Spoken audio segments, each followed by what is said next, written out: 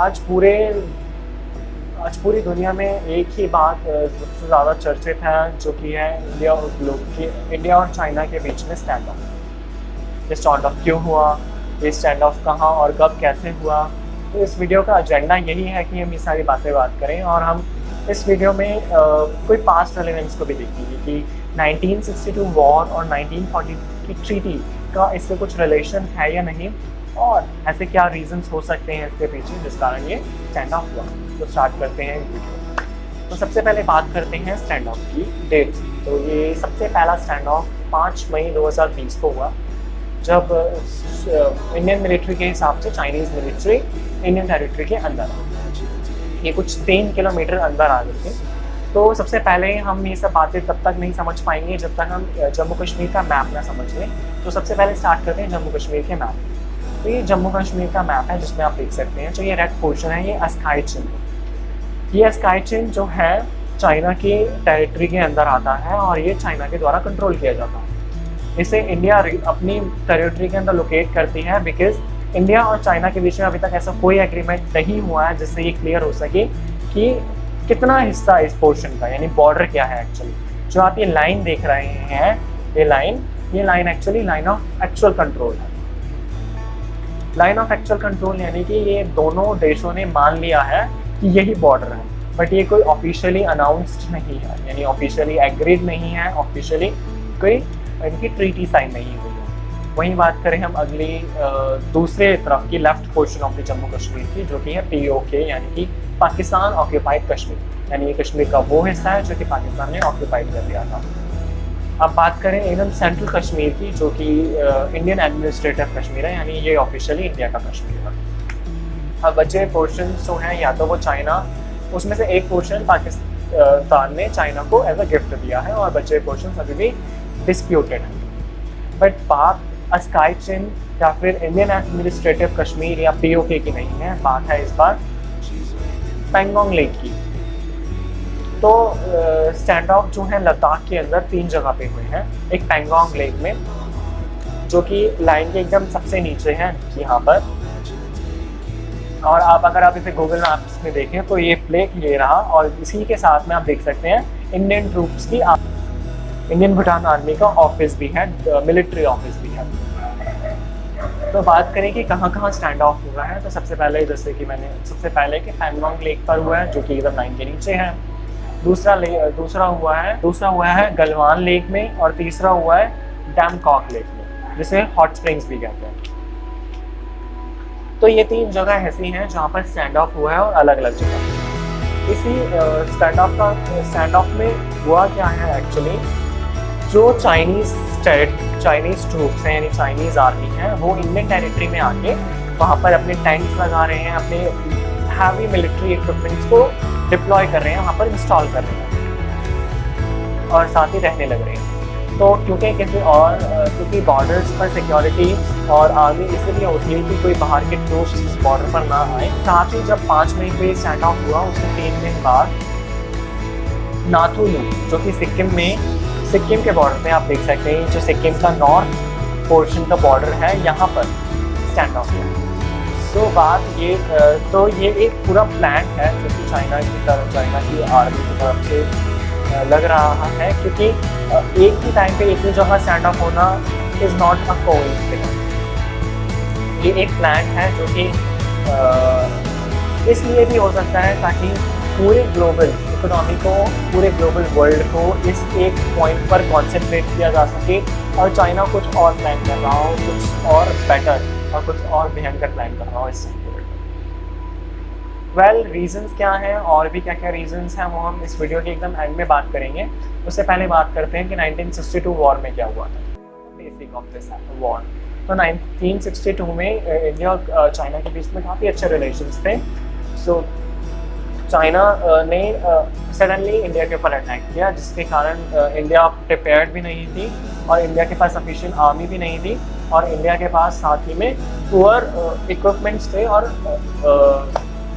Poor equipments भी थे क्योंकि वो बहुत पुराने इक्विपमेंट्स यूज कर रही थी उस टाइम पर, और इतनी ट्रेन भी नहीं थी क्योंकि एक इवेंचुअली था।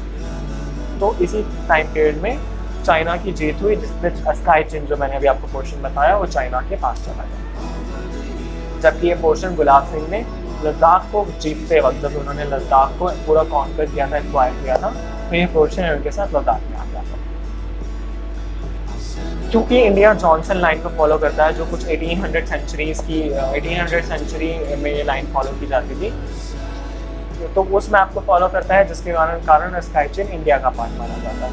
बल्कि ये जबकि ये कंट्रोल जो है चाइना के द्वारा किया जाता है। अब बात करते हैं अरुणाचल प्रदेश की, जो कि 1914 के ट्रीटी में साइन किया गया था कि अरुणाचल प्रदेश जो है वो इंडिया का पार्ट है।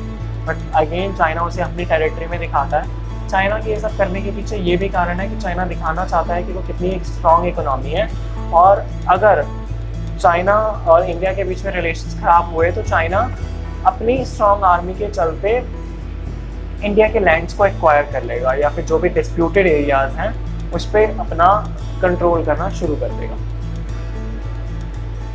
तो ये तो थी पास्ट रेलेवेंस की बारी। लेकिन जो 1962 के वॉर में हम हारे, क्या वो रिपीट हो सकता है? तो उस समय जैसे कि मैंने बताया अभी कि चाइनीज़ ट्रूप्स ने सडनली अटैक किया था और इंडियन ट्रूप्स इतनी इक्विप्ड भी नहीं थी और इतनी ट्रेन भी नहीं थी, तो अब ऐसी सिचुएशन नहीं है। हालांकि हमारी इकोनॉमी में, और आई विल से पूरी ग्लोबल इकोनॉमी में पेंडेमिक है, चल रहा है, और हम इकोनॉमिकली भी काफ़ी सफ़र कर रहे हैं, बट इसका मतलब ये नहीं है कि हम बहुत ज़्यादा बहुत से इकोनॉमिस्ट का बहुत से लोगों का ऐसा मानना है कि चाइना इस बार वॉर करने की गलती भी नहीं करेगा, बिकॉज ऑलरेडी चाइना के ऊपर इतने सारे एक्यूजेशंस हैं, और ऑलरेडी चाइना के ऊपर पेंडेमिक का फैलाने का इतना बड़ा इल्ज़ाम है, तो चाइना एक नया खतरा नहीं मोल लेगा। और साथ ही किसी दोनों के बीच में साइलेंस को लेके भी बहुत सारी ट्रीटी साइन हुई है, जहाँ पे पीस साइलेंस मेंटेन करने की बात है, तो वो उसे भी ब्रीच करने की एक बात करें रीजंस क्या हो सकते हैं सबके पीछे, तो जैसे कि चाइना अपनी स्ट्रॉन्ग इकोनॉमी को दिखाना चाहता होगा, या इंडिया का बढ़ता इंफ्रास्ट्रक्चर चाइना से बर्दाश्त नहीं हो रहा।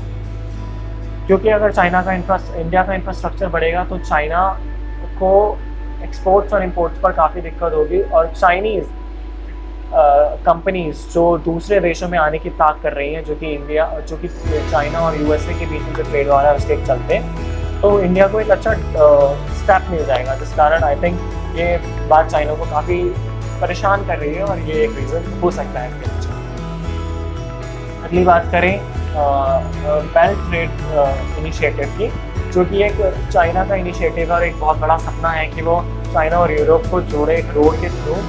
तो एक रोड बनाई जा रही है, तो उसमें पाकिस्तान को और चाइना को जोड़ चुका है, वहाँ की कंस्ट्रक्शन हो चुकी है, और यहाँ पे उसने $1 बिलियन पैसा भी लगाया है चाइना। तो अगर समहाउ इंडियन कश्मीर, अगर इंडिया पाकिस्तान वाले कश्मीर को ले लेता है, ऑक्यूपाई कर लेता है, तो यहाँ पर जो रोड पाकिस्तान से होते हुए, पाकिस्तान वाले कश्मीर से होते हुए चाइना को जा रही है, तो वो रोड पर इंडिया का कंट्रोल होगा और वो रोड ब्लॉक की जा सकती है, जिससे चाइना का बेल्ट रोड इनिशिएटिव का सपना टूट सकता है। तो यहाँ पर एक और बहुत बड़ा पॉइंट है। और छोटे छोटे पॉइंट्स जैसे कि अपना ध्यान हटाने वाली बात, जो कि हांगकांग का केस हो या वियतनाम का केस हो, जो कि इतने सारे केसेस चाइना फालतू में कर रहा है, जो चाइना अपने देश के अंदर कर रहा है, वो शायद उन सबसे हटाकर एक नया बेस देना चाहता है लोगों को, एक नया कंसंट्रेशन देना चाहता है कि आप यहाँ पर ध्यान दीजिए, ये सब चाइना से ध्यान हटाकर एक नया ध्यान लगाइए, मतलब यहाँ पर ध्यान दीजिए। तो ये बहुत बड़ा पॉइंट है। चाइना जो है इस समय बहुत बड़ी मुसीबत, बहुत बड़ी सिचुएशन है। इकलौता India is not each, China जो है वो पूरी तरफ से घिरा हुआ है, तो मुझे नहीं लगता कि चाइना वॉर करने की इस बार कोई गलती करेगा। बट आगे क्या होगा वो वक्त बताएगा। Well, this has brought me to end of this video. See you in the next video. If you like my work, please do subscribe to the channel and like and comment if you know anything else. Take care and goodbye.